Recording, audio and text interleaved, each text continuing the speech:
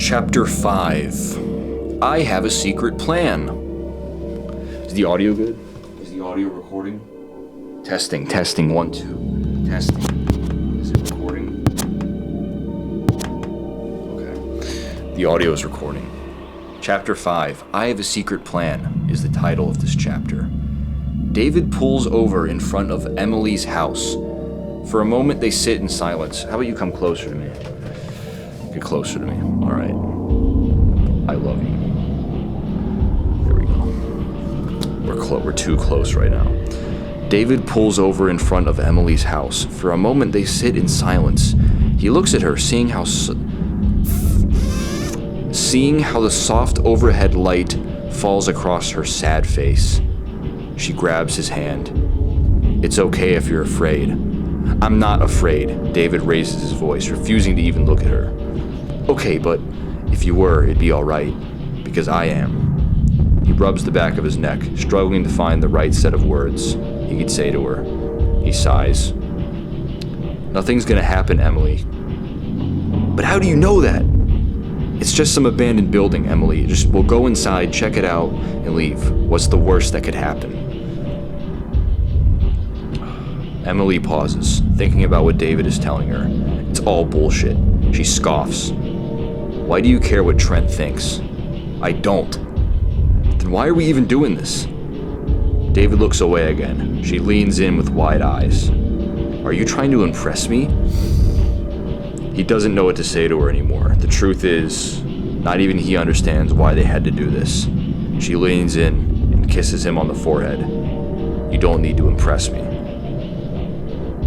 David hits the unlock button. I'll see you in a little bit. Emily exits. He watches as she walks all the way up her driveway and through the front door. He speeds off shortly thereafter, driving through dark suburbs alone. The radio does not play, and it looks as if there is no one else in the world, just him and his automobile. The only thing to be heard is the wind hitting the hood of his car, and the air conditioning that blows through his hair, and the nighttime train that echoes throughout the suburban sky. He parks beside his father's bronze Nissan Xterra. David enters his childhood home, and for a brief moment, he retrospects on the life he's lived, how many years he has spent in this home, how many days, how many nights, an entire life spent within one building. He thinks of his father, a person he has known since the day he was born.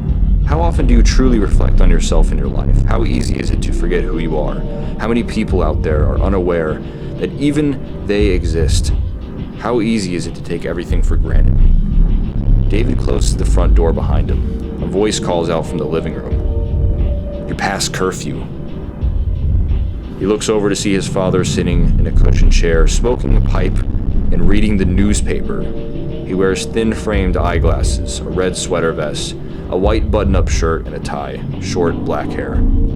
David walks inside, taking off his shoes, and tripping as he entered. Sorry, he says. Trent wanted to go to Payless. He wouldn't let us leave until he tried on every pair of Heelys. Anything else happen today? His father asked, not looking away from his paper. Not really, Dad. We just went to the mall. With whom? Trent, Maria, Emily.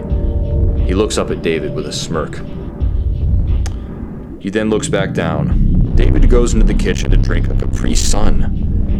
He stands looking into the fridge, drinking from the pouch, and when he turns back around, he sees that his father is standing right there on the other end of the kitchen counter with interlocked fingers, a face full of mixed signals. Father leans in, talking to his son in a curious manner. You been feeling all right, Junior? David sips his drink. Yeah.